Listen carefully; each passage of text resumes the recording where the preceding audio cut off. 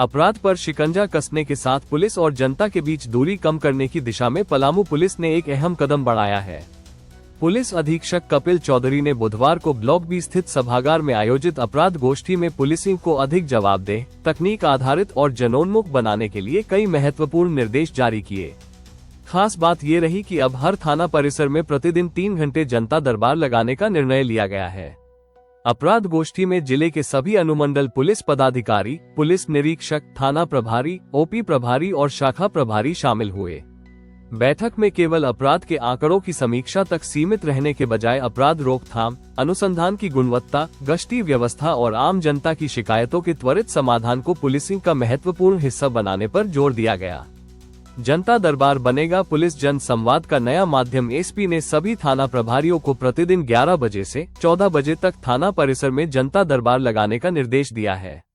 इस दौरान थाना प्रभारी और अन्य पदाधिकारी मौजूद रहेंगे तथा लोगों की समस्याएं सुनकर त्वरित कार्रवाई करेंगे। दरअसल किसी भी जिले में पुलिस की वास्तविक सफलता केवल अपराधियों की गिरफ्तारी से नहीं, बल्कि आम नागरिक के भीतर सुरक्षा और न्याय का भरोसा पैदा करने से तय होती है।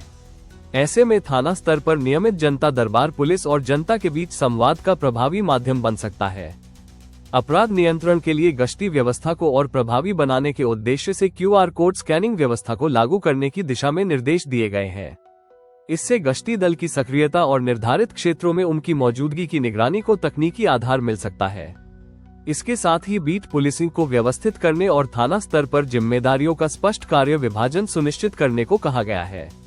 बैठक में पिछले 10 वर्षों में जेल से बाहर आए अपराधकर्मियों का सत्यापन और निगरानी करने का निर्देश भी महत्वपूर्ण है। विशेष रूप से लूट, डकैती, आर्म्स एक्ट, चोरी और गृहभेदन जैसे गंभीर मामलों में संलिप्त रहे अपराधियों पर पुलिस की नजर रहेगी।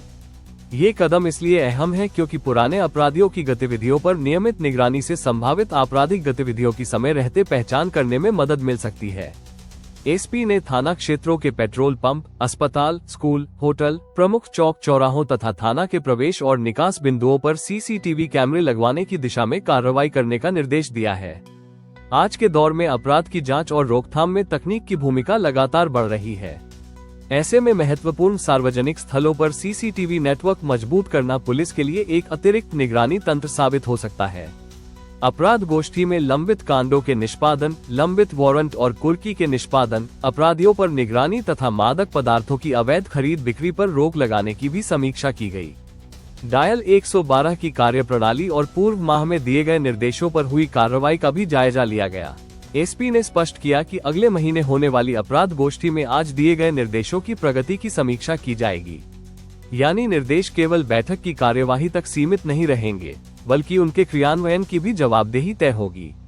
अपराध नियंत्रण के पारंपरिक ढांचे से आगे बढ़कर पुलिसिंग विद पब्लिक पार्टिसिपेशन की दिशा में कदम है। जनता की शिकायतें सीधे थाना स्तर पर सुनी जाएं, गश्ती तकनीक से निगरानी हो, बीट पुलिसिंग मजबूत हो, संवेदनशील स्थानों पर CCTV लगे और पुराने अपराधियों पर नजर रखी जाए। इन सभी कदमों का वास्तविक असर तभी दिखाई देगा जब निर्देशों का जमीन पर ईमानदारी और निरंतरता के साथ पालन हो। अब नजर इस बात पर होगी कि अगले महीने की अपराध गोष्ठी में इन निर्देशों का कितना असर दिखाई देता है और थाना स्तर पर जनता को पुलिसिंग का ये नया चेहरा कितना महसूस होता है।